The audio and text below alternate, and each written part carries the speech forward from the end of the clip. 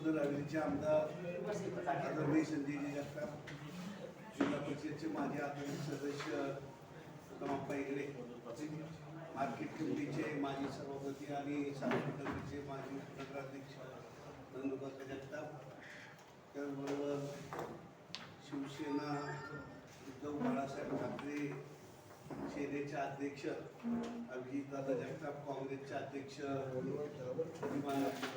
अध्यक्ष पुष्कराज जाधव आणि सर्व तिन्ही पक्षाचे कार्यकर्ते आणि सर्व पत्रकार बंधूंचं मी प्रथम आमच्या आघाडीच्या वतीने स्वागत करतो. परवा दिवशी आम्ही बसलो होतो, बसल्यावर ठरलं किंवा एक मीटिंग घ्यावी, काहीतरी नियोजन करावं आणि आमदारांच्या अध्यक्षतेखाली आज आपण पत्रकार परिषद आयोजित केली. पुरंदर तालुक्यामध्ये दुष्काळ जाहीर केला आणि 147च्या यादीमध्ये 1 नंबरचं नाव आहे. याच्यामध्ये 2-4 टँकर सोडले तर कुठेही दुष्काळाच्या बाबतीत शेतकऱ्यांना मदत नाही. त्याचबरोबर जनावरांना चारा नाही, पाणी नाही, सगळ्या विषयावर चर्चा करण्यासाठी, माहिती देण्यासाठी याच्यावर आमच्या सर्व पक्षाचे आम्ही सर्व विरोधकच आहोत. याच्यासाठी आम्ही आदरणीय आमदार साहेबांच्या उपस्थितीत तिन्ही पक्षाच्या वतीनं पत्रकार परिषद आयोजित केली. सर्वांचं पुन्हा एकदा स्वागत करतो आणि या ठिकाणी पत्रकार परिषदेला सुरुवात करावी अशी विनंती आहे की जूनमध्ये ज्यावेळेस पाऊस लागला, जुलैपासूनच आम्ही सातत्याने सरकारचा फॉलोअप घेतो आहे. जुलैमध्ये आम्ही सगळ्या विभागांची त्यावेळेचे तत्कालीन जे प्रांत होते आणि तहसीलदार महोदय होते त्यांच्या उपस्थितीने जे मीटिंग घेतली आणि दुष्काळाच्या संदर्भामध्ये सविस्तर परिस्थितीचा आढावा घेऊन राज्य सरकारला कळवलं होतं. जुलैच्या नंतर आत्तापर्यंत जवळपास 5 मीटिंग ह्या तालुका स्तरावरती झाल्या. सातत्याने पाठपुरावा करून आपला तालुका हा दुष्काळ सदृश्य परिस्थितीमध्ये दुष्काळी तालुका, अति तीव्र दुष्काळी तालुका म्हणून त्या ठिकाणी राज्य सरकारने डिक्लेअर केला. मागच्याही महिन्यामध्ये आणि जानेवारीमध्ये आम्ही सातत्याने त्याच्याबाबतचा फॉलोअप घेतोय. परंतु अजूनही राज्य पातळीवरनं, जिल्हा पातळीवरनं चाऱ्याच्या संदर्भामध्ये, पाण्याच्या संदर्भामध्ये कुठल्याही प्रकारच्या सूचना त्या ठिकाणी राज्य सरकारकडून येत नाही. हे खरं म्हणजे दुर्दैव आहे असं म्हणायला काही हरकत नाही आहे, कारण आम्ही गेली 6 महिने त्याच्यासाठी फॉलोअप करतोय. सगळे खाते स्थानिक लेवलला त्या ठिकाणी सहकार्य करतात.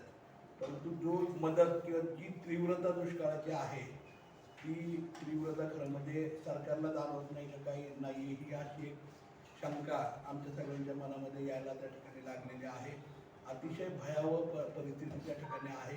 काल शनिवारी सुद्धा MIDCच्या 3 पर्यंत आम्हाला त्या ठिकाणी पाठपुरावा करावा लागला. तेव्हा कुठे MIDCच्या अधिकाऱ्यांनी त्या ठिकाणी पंचायत समितीच्या त्या भागामधनं जवळपास 70 टँकर रिफिल करण्यासाठी आज आपल्याला आवश्यकता आहे नीरा आणि जेजुरी परिसरामध्ये.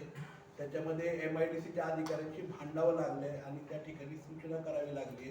त्यानंतर सुद्धा ॲरोगंटली MIDCच्या अधिकाऱ्यांनी, आत्ताच माझं व्हिडिओ मॅडमशी बोलणं झालं, ॲरोगंटली सांगितलं की तुमचा तुम्ही सोर्स पाईप काढून घ्या आणि त्यानंतर मग ते टँकर भरायला सुरुवात होईल.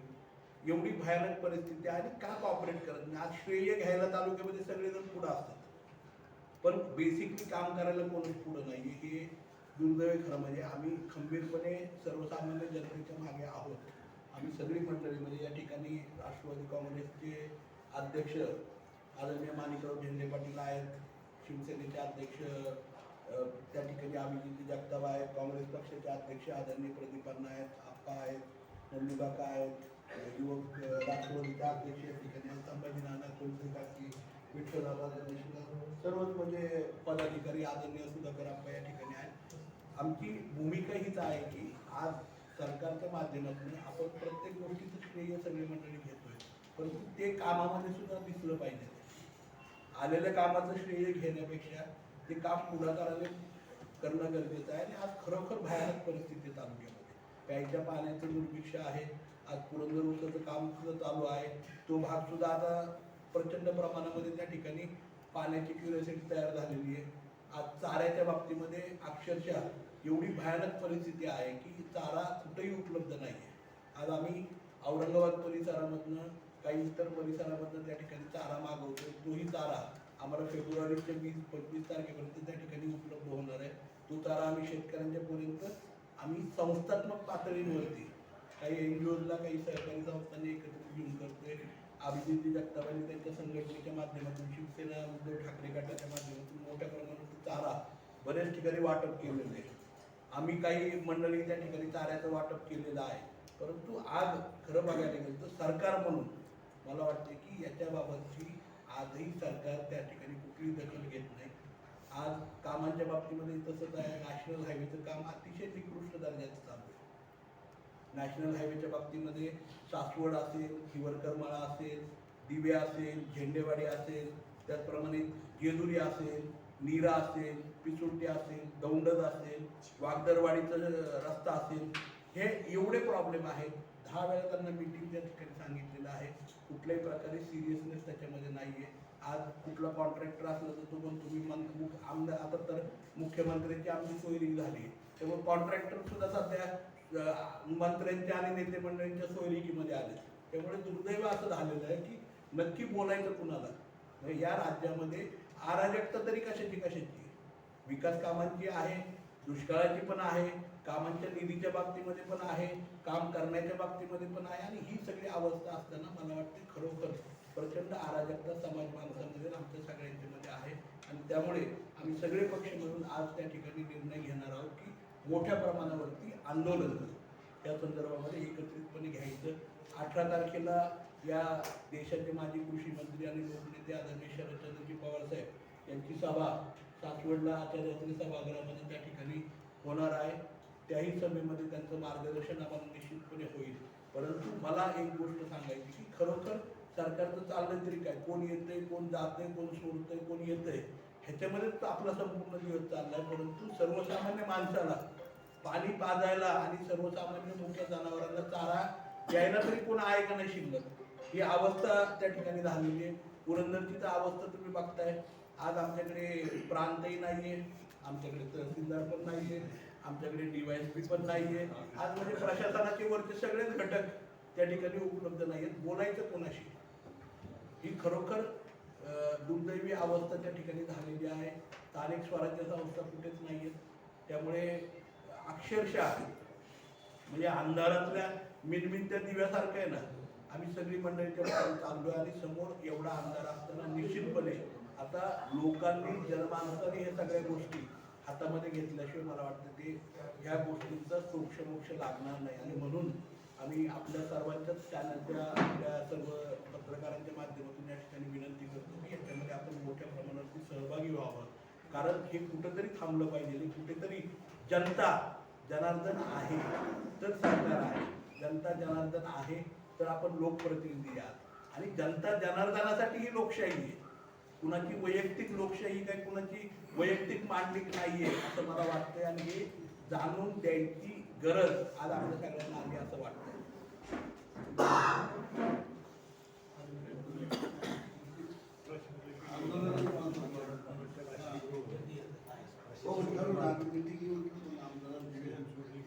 आता सगळ्याच गोष्टी आहेत. आता प्रशासकीय भवनची मागणी तुम्हाला माहिती आहे. 15 ऑगस्टला आम्ही सुरुवात करणार होतो प्रशासकीय भवनला.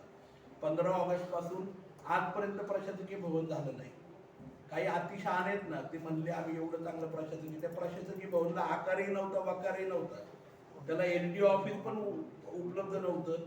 सगळ्या गोष्टी केल्या. फर्निचर NGO ऑफिसचं, रजिस्टर ऑफिसचं, BD आणि त्या ठिकाणी तहसीलदारांचं ऑफिसचं झालं, शिफ्ट करायचं ठरलं. काही महाशयांनी ते 15 ऑगस्ट पासून थांबवून ठेवलं. कुणीतरी यावं आणि उद्घाटन करावं म्हणून. दुर्दैव असं आहे यात घेतलं की मधल्या काळामध्ये आजही नागरिकांना अस्वच्छता त्या ठिकाणी आहे. स्वच्छतेची कुठल्याही प्रकारे टॉयलेटची उपलब्धता नाहीये, आपण बघितलं असेल. आणि आता जर हाईट केली, जे CPU EVMचा जो CPU आहे तोच तिथं चोरीला गेला. आता आम्ही काय म्हणायचं ना, लोकशाही. त्यामुळे मी आपल्याला तर सगळ्यांना माहिती आहे, येथील आणि सगळ्यांनी मी मागणी केली की कुठं काय होतं जगात मला माहित नाही, परंतु माझ्या पुरंदर तालुक्यात तरी आता ईव्हीएमचं सीपीयू कंट्रोलर गेलेलं आहे. त्यामुळे आता पुरंदर तालुक्यामध्ये तरी तुम्ही आहे ना बॅलेट पेपरवर त्या ठिकाणी निवडणुका घ्याव्यात, कारण आता ईव्हीएम वरती तर विश्वास राहिला नाही. तो आता सीपीयू कुणी नक्की त्याला कॉपी केलं किंवा कंट्रोल कसं करायचं हे कळालंय, त्याप्रमाणे निश्चितपणे बघावं लागणार आहे. आणि हे दुर्दैव आहे, आज एखाद्या गोष्टीसाठी किती सर्वसामान्य जनतेला वेळीला धरायचं, ह्याला सुद्धा खरं म्हणजे लिमिट असते. आणि मला वाटतंय की या सरकारने जसं 100 गुन्हे काय म्हणतात त्याला, त्या ह्यांनी कुणाचे लागते गुन्हे, शिशुपालाचे 100 गुन्हे त्या ठिकाणी मला वाटते तसे जनतेने आता ठरवलेलं दिसतंय. 100 गुन्हे आता पूर्ण झालेले आहेत आणि कुठंतरी आता याला शिक्षा करण्याची आवश्यकता आहे असं मला निश्चितपणे वाटतं. आणि म्हणूनच जन आंदोलनाच्या माध्यमातून आम्ही सगळेजण एकत्रितपणे हे जन आंदोलन उभं करून त्या ठिकाणी ह्या सगळ्या गोष्टींचा उभं त्या ठिकाणी करणार.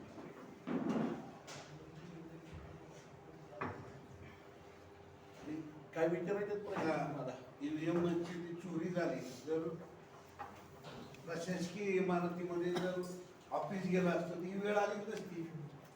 कान सस्पेंड केले, DYSPला सस्पेंड केलं, PSIला सस्पेंड केलं, तहसीलदार सस्पेंड केलं, ही वेळच आली नसती ना. प्रशासकीय इमारतीमध्ये जर हे कार्यालय आलं असतं. आणि दुर्दैव असं आहे की ज्यांनी थांबवलं तिथं जाण्यापासून, आज काय माहिती का, ज्या अधिकाऱ्यांनी ज्यांचं ऐकलं, ज्यांना लोकांनी सस्पेंड केलं ज्यांना लोकांनी सस्पेंड केले त्यांचं ऐकल्यामुळे अधिकारी सस्पेंड झाले असं मला वाटतं. कारण तिथे लॉकर पासून सगळं काही उपस्थित होतं.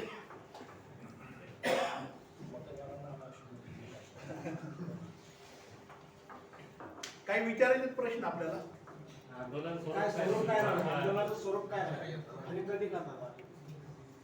आंदोलन आम्ही 19-20 तारखेच्या दरम्यान त्या ठिकाणी आंदोलन शक्यतो 19 तारखेला सोमवारी आंदोलन करायचं हे. आणि स्वरूप एकदम सिंपल आहे. आज 965 नॅशनल हायवेचं काम चालू आहे.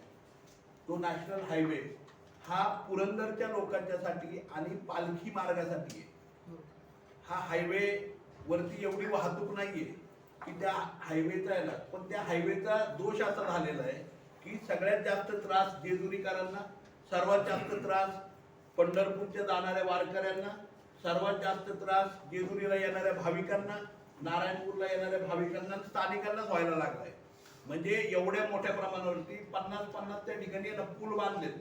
एकाही पुलाचा उपयोग आहे ना सर्वसामान्यांना जनतेला नाहीये, ना वारकऱ्यांना आहे. हा नक्की चाललाय कोणासाठी विकास? वारकऱ्यांच्यासाठी चाललाय. म्हणजे तो पालखी मार्ग आहे का कॉन्ट्रॅक्टरचा मार्ग आहे का पुरंदरच्या जनतेचा मार्ग आहे, ह्याचाच वापर झाला पाहिजे. तो सगळ्यात महत्वाचा विषय आहे. त्यामुळे पालखी मार्ग रोखणं आमचं सगळ्यात महत्वाचं काम आहे. त्यामुळे आम्ही तो रस्ता रोखण्याचं काम करणार आहोत. त्याच्याबरोबर जी विकासाची कामं थांबलेली आहेत, आज जवळपासच ना आम्ही पै करून ना त्या ठिकाणी 10 वेळा 100 वेळा ना पाया पडून ना आज अटल भूजल योजनेमधून त्या ठिकाणी स्कीमसाठी पैसे आणलेले मोठ्या प्रमाणावरती. त्याच्यामध्ये मी पत्र दिलं 1 महिन्यापूर्वी, तरी सुद्धा त्याच्या वर्क ऑर्डर चुकीच्या पद्धतीने दिल्या गेल्या, चुकीच्या पद्धतीने त्याचे इस्टिमेट झालेले. आणि त्या बाबतीमध्ये सुद्धा आहे ना मोठ्या प्रमाणावरती भ्रष्टाचाराची सूचना केल्यानंतर सुद्धा सरकारने वर्क ऑर्डर दिली. तिसरी गोष्ट म्हणजे त्या ठिकाणी आज जर बघायला गेलं तर अनेक आज दुष्काळाच्या बाबतीमध्ये चारा छावण्या आणि पाणी याच्या बाबतीमध्ये पुरंदरच्या जनतेसाठी तुम्ही काय केलं? म्हणजे नुसतं दुष्काळ जाहीर केलाय, अतितीव्र म्हणून तालुका आला, आमचा हर्षोल्लास झाला की आम्हाला काहीतरी मिळेल म्हणून, परंतु आजपर्यंत त्या दुष्काळाच्या निर्णयावरती काही काडीचा फायदा त्या ठिकाणी आम्हाला झालेला नाहीये. त्यामुळे आम्ही सगळ्यांनी हा निर्णय घेतलाय की मोठ्या प्रमाणावरती जन आंदोलन घेऊन आज आमच्या दुष्काळाला आम्हाला ठोस तुम्ही काय देणार आहात, पाण्याच्या बाबतीमध्ये आमच्या काय करणार आहात, आमच्या चाऱ्याच्या बाबतीमध्ये काय करणार आहात, आणि खऱ्या अर्थाने जलजीवन मिशन असेल, त्याचप्रमाणे पाण्याच्या योजना आहेत, आमचा जो नॅशनल हायवेचा प्रश्न आहे आणि पुरंदर उपसाचा प्रश्न आहे, याच्या बाबतीमध्ये तुम्ही काय निर्णय घ्याल याच्यासाठीच प्रामुख्याने हा रस्ता रोको आणि जन आंदोलन आम्ही त्या ठिकाणी 19 तारखेला पुरंदरमध्ये घेणार आहे. 19लाच ना सोमवारी, आणि त्या दिवशी 26 तारखेला सोमवारी 26 तारखेला सोमवारी त्या ठिकाणी आम्ही हे जन आंदोलन त्या ठिकाणी घेणार आहोत. जलजीवन मिशनचं काम जे चालू आहे आता ते एकदम निकृष्ट दर्जाचं चालू आहे. त्याच्यावरती कोणत्या प्रशासकीय अधिकाऱ्यांचं लक्ष नाही. त्याच्यात काय आपण सातत्याने मी आपल्याला सांगितलं ना, आज काय झालेलं आहे माहिती का, जलजीवन मिशनची काही काम, आज काही कामं जलजीवन मिशनची पूर्ण झाली, परंतु पूर्ण झाल्यावरती पाणी नाही आलेलं, याच्यावरती निर्णय होत नाही. आज कोणी विचारायला तयार नाही. जलजीवन मिशनचे सगळे पाईप आहेत ना, हे अख्ख्या महाराष्ट्राचे पाईप, मला वाटतं पुरंदर तालुक्यात सगळे पाईप एका कंपनीकडून आले. का दुसऱ्या कंपन्या पाईप बनवत नाही का? सर्वे करताना पण जो प्रथम सर्वे केला ना शासनाने तो पण चुकीच झालाय. मग त्यामुळे गावागावात वादविवाद झाले. पाणी परिपूर्ण मिळणार आहे की नाही मिळणार आहे ते टाक्यावर वाद चालले गावात. मैदानाचं जर उदाहरण घेतलं आपण.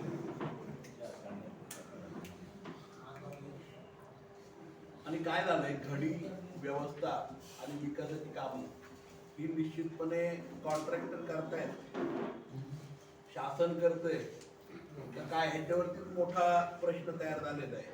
आज जलयुक्त शिवारचं काम आहे. पुरंदर तालुक्यातल्या जलयुक्त शिवारची इन्क्वायरी चालू आहे. आज नव्याने जलयुक्त शिवार रोडची कामं सुद्धा काही ठिकाणी आहे ना, परस्पर आहेत ना, म्हणजे लोकप्रतिनिधी म्हणून मला माहित नाहीये, स्थानिक स्वराज्य संस्थांचे प्रतिनिधी नाहीयेत, आमच्या बीडीओंना माहित नाही, आमच्या तहसीलदारांना माहित नाही, आमच्या प्रांतांना माहित नाही, आपोआप कुठं आकाशातनं पडली का काय. आणि मग नक्की हे काय चाललंय ना, म्हणजे भ्रष्टाचाराचं पुरण झाल्यासारखं त्या ठिकाणी झालेलं आहे असं मला वाटतं.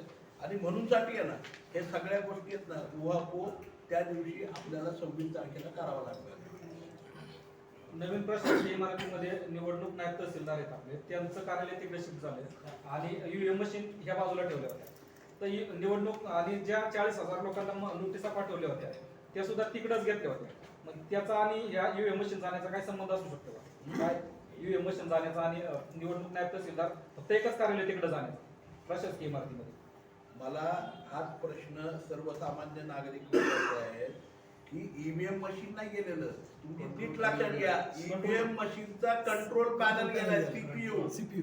जो ईव्हीएम मशीनला कंट्रोल करतो ना तो सीपीयू गेलाय. ह्याचा अर्थ काय झाला? ह्याचा अर्थ उद्या पुरंदरच्या जनतेने कुणालाही मत द्या, मत कुठं जाणार आहे?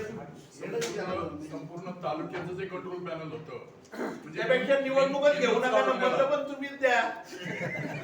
कंट्रोल पॅनलच काढून दिले. तेवढंच कसं गेलं, बाकीच्या मशीन नाही गेल्या. मध्यंतरी प्रशासकीय इमारतीच्या तिथं तुम्ही तीव्र आंदोलन केलं होतं. त्यानंतर प्रातिनिधिक स्वरूपात काही तालुक्यातील महिलांच्या माध्यमातून एक आंदोलन स्वरूपामध्ये उद्घाटन झालं किंवा ते चालू होईल अशी एक आशा निर्माण झाली होती. परंतु आता एवढं सगळं होऊन सुद्धा प्रशासकीय इमारतीमध्ये प्रशासनाची कार्यालय चालू होण्याला मुहूर्त लागत नाहीये. या बाबतीत काय म्हणाल, नेमकं कधी होणार ते? आता आम्हाला कधी, पुरंदरकरांना कधी त्या प्रशासकीय इमारतीतून कारभार चालू होताना बघायला मिळालं? 3 चाकी सरकार जात नाही तोपर्यंत होईल का नाही शंका आहे. आणि आमच्या आंदोलनामध्ये तो बी विषय असणार. विषय हाच आहे. प्रशासकीय इमारतीमध्ये सगळे ऑफिसेस न्यावे हा सुद्धा आमचा विषय आहे. पालकमंत्र्यांनी सूचना केल्यानंतर सुद्धा अजूनपर्यंत प्रशासकीय इमारत का गेलं नाही, हा सगळ्यात महत्त्वाचा क्वेश्चन की पालकमंत्र्यांनी सूचना केली त्यानंतर सुद्धा अजून प्रशासकीय इमारतीचं गेलं नाही.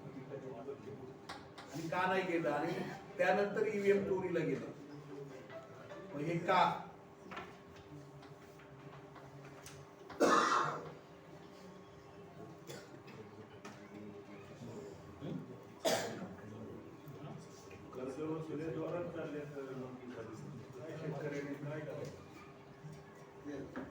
दुष्काळ जाहीर केला आणि कर्ज वसुली मात्र चालू आहे. काय कोणाचे वाढले ऊस गेले 5 टन 10 टन, त्याचे सुद्धा बँक कापून आणते पैसे. ते सुद्धा थांबवले नाही ना, कर्ज वसुली थांबली पाहिजे दुष्काळामध्ये. दुष्काळाचं जे नॉर्थ कुठलाच लागू केलेलं नाही, कुठलंच नाही. म्हणजे मुलांची फी असेल, शाळेची फी असेल, परीक्षेची फी असेल, पिण्याचं पाणी असेल, चाऱ्याचा प्रश्न असेल, पाणी टंचाई जिथे तिथं तातडीने बोरवेल घेणं, तिथल्या लोकांना पाणी कसं देता येईल, असली कुठलीही गोष्ट कर्जमाफीचा असेल किंवा कर्ज वसुलीचा विषय असेल, या सगळ्या विषयात सरकार ठप्प आहे. आणि इथल्या अधिकारी कुणी त्याच्यात सहभाग घेत नाही, कारण वरूनच काही निर्णय होऊ शकत नाही. मग वरती सरकार आहे का नाही अशी परिस्थिती त्या ठिकाणी झाली. त्यांच्यातच चाललंय फक्त, म्हणजे 3 पायाचं सरकारची चाललंय, 3 चाकाचं, की कोणचं चाक कोणीकडे ओढते, कोणचं चाक कोणीकडे ओढते तेच कळत नाही. पण आता जर बघितलं तर भाजपने काल परवापासून एक उपक्रम राबवलाय की ज्या माध्यमातून एक पॉम्पलेट्स ब्रॉशर जे आहेत त्यांचं वाटप चालू आहे आणि त्यामध्ये पुरंदरमध्ये किंवा राज्यामध्ये देशामध्ये कोणकोणत्या विविध योजनांचं वाटप केलं जाते किंवा शेतकरी असेल, महिला, तरुण, बेरोजगार यांच्या नवीन उद्योजक स्टार्टअपसाठी या बाबतीत माहिती दिली जाते. मग तुम्ही तर म्हणताय की काहीच पोहोचलं नाही पुरंदरमध्ये आणि एकीकडून भाजप तर म्हणताय की पुरंदरमध्ये विकास पोहोचला. विनंती आहे, काही पोचला असेल तर आम्हालाही तुम्ही सांगा सांगा. ना काय पोचलं. आम्ही लाभधारकांना भेटू, आम्हालाही आनंद वाटेल, आम्ही फोटो काढू त्यांच्याबरोबर. आमच्यापेक्षा तुम्हाला जास्त माहिती पाहिजे. तुमच्याच तुम्ही वर्तमानपत्रात सांगा. बातम्या येतात की त्या ठिकाणी गेल्यानंतर त्यांना काय रिएक्शन आले हे आम्ही वाचतोय ना. ते लोक त्या पद्धतीनं रिॲक्ट होतात. काय त्यांना मिळालं तुम्ही नाही, काही सोडून जातात प्रत्येक गाव. हे कसं करतो? शासन आपल्या दारी कार्यक्रम जेजुरीमध्ये केला. एवढी मोठी गर्दी केली, लोकांना 5-5 तास बसवलं. मुख्यमंत्री, 2 उपमुख्यमंत्री त्या ठिकाणी आले. पुरंदरमध्ये एका माणसाला लाभ मिळाला का? तुम्ही स्वतः नाही, एका माणसाला लाभ मिळाला. डिस्ट्रिक्ट कार्ड रोजच मिळते, तलाट्याचा दाखला रोजच मिळतोय, उत्पन्नाचा दाखला रोजच मिळतो. नवीन काय दिलं? शासन आपल्या दारी हा कार्यक्रम राबवला, 3 वेळा रद्द झाला. त्या मंडपवाल्याला करोडो रुपये खर्च केले, करोडो. किती करोड केले ते त्यांनाच माहिती आहे. आता हिशोब कोणी देत नाही. आणि मग एवढी लोक आणली एकटीने, सकाळी बसवली 10 वाजता, हे सगळे आले 4 वाजता. 7 तास 7-8 तास लोकांना बसून ठेवलं आणि लावलं मागाने. तेवढ्या काही नाही बारा मिळालं. चारा द्या आम्हाला. शासन आपल्या दारीच्या ऐवजी आपण पाठपुरावा करावा की प्रशासकीय जी यंत्रणा आहे ती सक्षम करा. असं जर तुमच्या वतीने जर त्या ठिकाणी प्रस्ताव ठेवला तर असा जरा लोकांना ऐकायला मिळू द्या, म्हणजे बरं वाटेल आम्ही आम्हाला. त्याच्यासाठी आता आंदोलन निर्णय घेत नाही. त्यासाठी आम्ही सत्तेत आंदोलन नाही, त्यासाठी आंदोलन यंत्रणा तेवढ्यासाठीच सक्षम आम्ही करतो. केली ना तर जास्त चांगलं. नाही, यंत्रणा सक्षम सत्तेतल्या माणसाने करायचे, आम्ही विरोधात नाही. आंदोलन करणं हेच आमचं काम आहे. आमचं काम आवाज उठवून नाही. दुष्काळी परिस्थिती निवारणासाठी जे काही मापदंड घालून दिले किंवा एकदा दुष्काळ जाहीर झाल्यानंतर शासनाने नेमके काय काय गोष्टी केल्या पाहिजे किंवा कुठलं ताळतंत्र अवलंबलं पाहिजे. तर त्यांनी काल परवा जे काही मापदंड दुष्काळी परिस्थिती द्यायला हवी होती, कर्ज वसुलीचा एक भाग झाला. MSEBीचा सुद्धा काल त्यांनी एक दंड घातला मोठा की कुठल्याही परिस्थितीत सक्तीने वीज बिल वसुली होईल. ही भयावह परिस्थिती आहे. आज लोकांचा उदरनिर्वाह सुटपुंजी साधले दुष्काळी तालुक्यात. असं असताना एक जबाबदार डिपार्टमेंट सरकारचं जर असं म्हणत असेल की कुठल्याही परिस्थितीत आम्ही सक्तीने वीज बिल वसुली करू, निश्चितपणे आम्ही महाविकास आघाडी म्हणून त्या सक्तीच्या वीज बिल वसुली विरोधात सर्वसामान्य जनतेच्या पाठीशी अगदी खामखोरपणे राहू. हा झाला एक MSEBीचा भाग. पण कुठल्याही प्रकारची सरकारी सरकारी कारवाई असेल, सर्वसामान्य माणसाकडे जर त्याची थकबाकी असेल, निश्चितपणे आम्ही ती जोपर्यंत शेतकऱ्याला मुभा आली, जोपर्यंत शेतकऱ्याला तेवढा वेळ आला, तो वेळ देऊनच सरकारने ती वसुली करावी यासाठी आम्ही सर्वच जण निश्चितपणे प्रयत्न करू. अन्यथा आम्ही उग्र आणि तीव्र स्वरूपाचं आंदोलन करू. ही सुद्धा त्यातली एक महत्वाची बाब आहे. पुरंदर उपसा सिंचनबद्दल एक प्रश्न आहे की 15 फेब्रुवारीला त्याचं काम पूर्ण होणार होतं. तो त्यांनी कार्यकाल दिला होता. नक्की कामाची स्थिती काय आहे आणि 15 फेब्रुवारी नंतर नक्की पाणी शेतकऱ्यांना मिळणार का? पुरंदर उपसाच्या ह्याच्यामध्ये जर बघितलं तर आपल्याकडे जी जलसंधारण आहे ह्याच्या माध्यमातून काम सुरू होतं. इलेक्ट्रिक आणि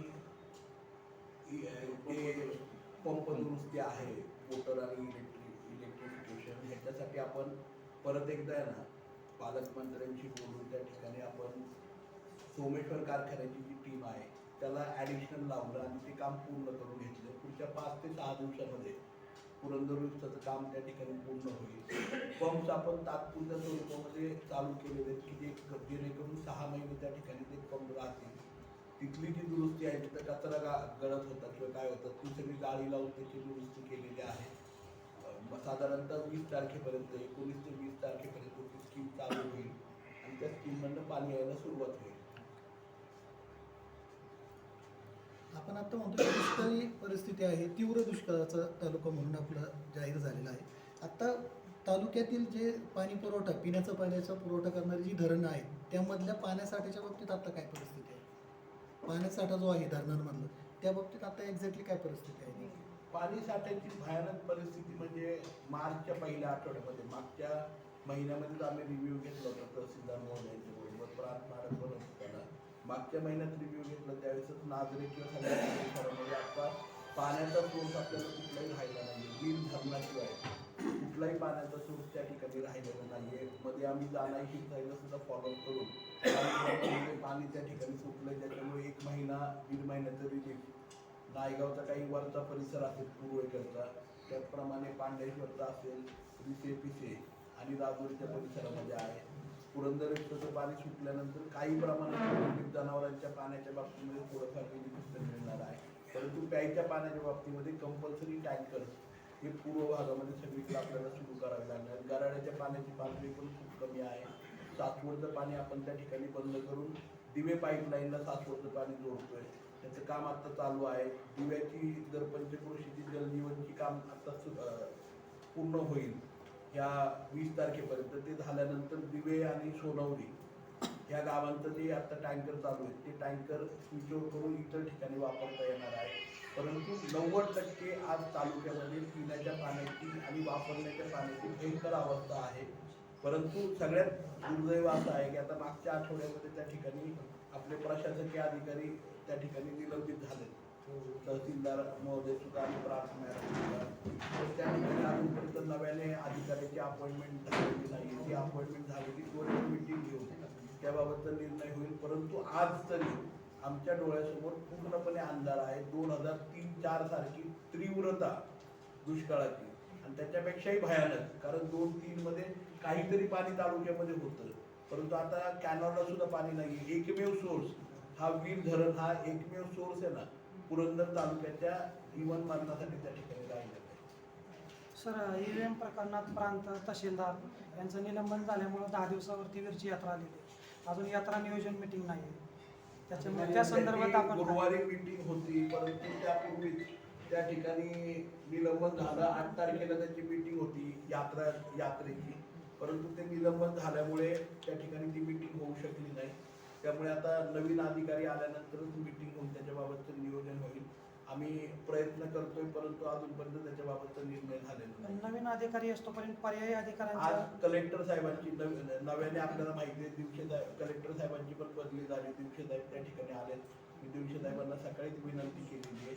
गवारे साहेबांच्याकडे आज जर चार्ज मिळाला तर उद्या त्याच्याबाबत मीटिंग घेता येईल. सर, आता दुष्काळाच्या बाबतीत बोलायचं झालं तर तालुका तीव्र दुष्काळामध्ये आहे.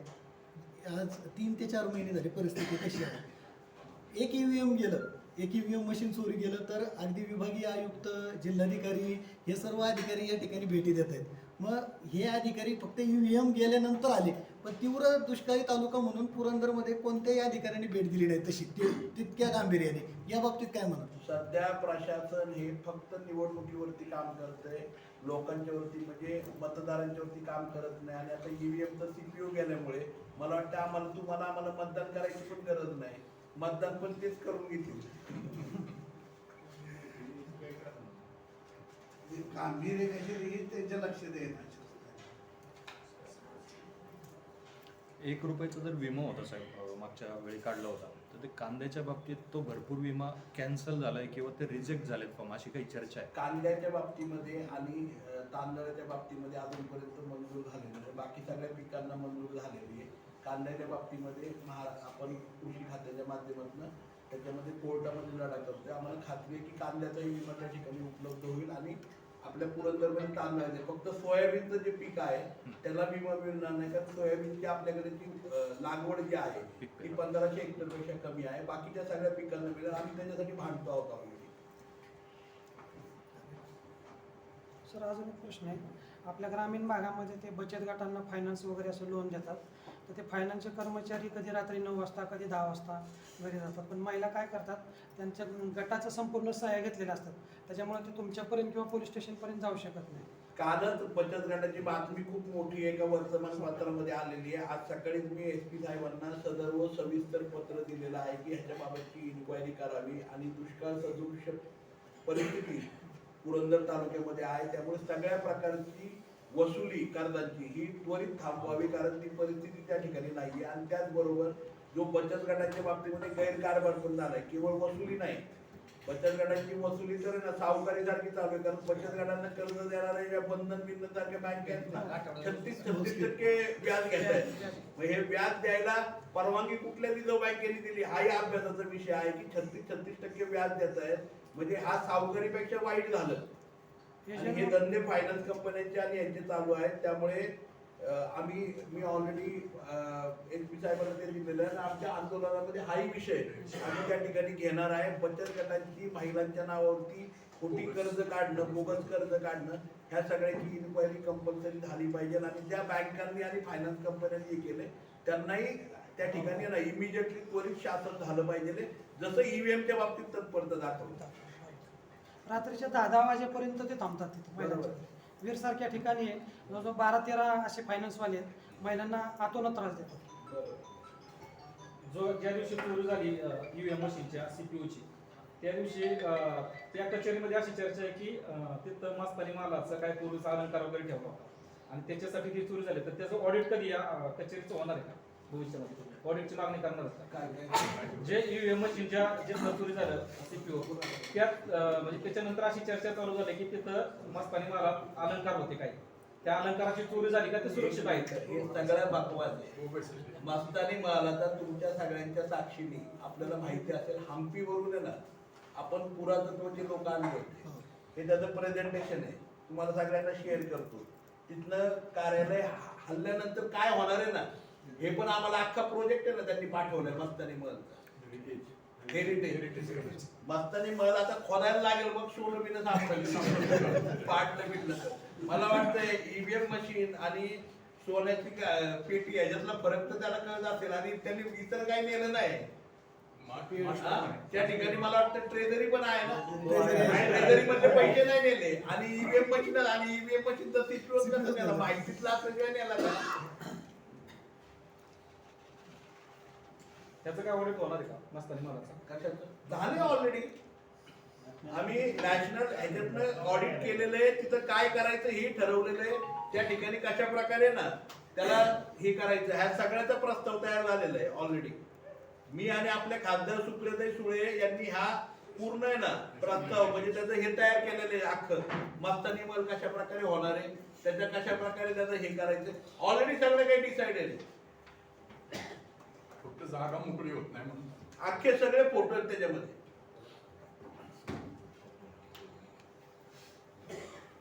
मस्तानी सारखी हालत झाली पुरंदर उल्लेख झाला की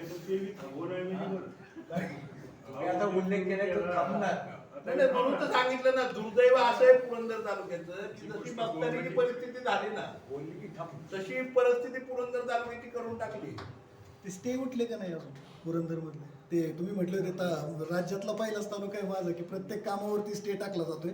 आता तरी स्टे उठलेत का नाही? स्टे उठले, परंतु स्टे उठले, कामांनाही सुरुवात करायची, परंतु त्याच्यावरती निधी अजून सरकारने मंजूर नाही. म्हणजे आता स्टे उठवलेत, निधी अडवून ठेवलाय. म्हणून तर म्हणलं ना मस्तानी सारखी हालत झाली. जलयुक्त शिवारच्या कामाची तुम्ही चौकशीची मागणी करणार होती. CPUचा जो स्टे होता विधानसभेमध्ये, त्याचे पुढे काय प्रगती? अजूनपर्यंत त्याची माहिती राज्याच्या अँटी करप्शनच्या कमिशनरनी दिलेली नाहीये, कुणी दिलेली नाहीये. आज खूप मोठा क्वेश्चन मार्क आहे. आज खरं म्हणजे जलयुक्त मध्ये ती कामं जर व्यवस्थित झाली असती तर आज पुरंदर तालुक्यामध्ये दुष्काळ नसता. आजही त्याची इन्क्वायरी झालेली नाहीये. हजारो कोटी रुपयांच्या भ्रष्टाचाराच्या कामांची इन्क्वायरी होत नाही का, हा खूप मोठा प्रश्न आहे ना. जलयुक्त 2 आलं पण 1ची चौकशी नाहीये त्या ठिकाणी. परवाच उपमुख्यमंत्री म्हणले की त्या जलयुक्त शिवाराचं काम चांगलं झालं, त्यामुळे त्यांनी आभार पण मानले होते नगरच्या ज्याच्यामध्ये. पुरंदर हवेली पुरता मर्यादित आहे, त्यामुळे पुरंदर हवेली पुरतं बोलणं मला वाटतं योग्य राहणार आहे. जलयुक्त शिवार पुरंदर हवेली हा अभ्यासाचा विषय आहे. शेताचे बांध जर बंधारे म्हणून दाखवले असले, तुमच्या लक्षात आलं का, 2 गुंठ्यामध्ये जर 2000 मीटरचा शेतसारी काढलेली असली तर हा अभ्यासाचा विषय आहे ना की जलयुक्त शिवार कुठं आहे. किंवा एक JCB, तुमच्या लक्षात आलं का, एक JCB जवळपास 650 तासांपेक्षा जास्त तास चाललाय. जो किती म्हणजे दिवस कितीचा असतो, 24 तासाचा दिवस असतो का 300 तासाचा दिवस असतो, हाही अभ्यास करायचा विषय आहे. आता हे माझ्या तालुक्यात झालंय, मला माहित नाही इतर तालुक्यांमध्ये काय झालंय ना, तोही शोधायचा विषय आहे.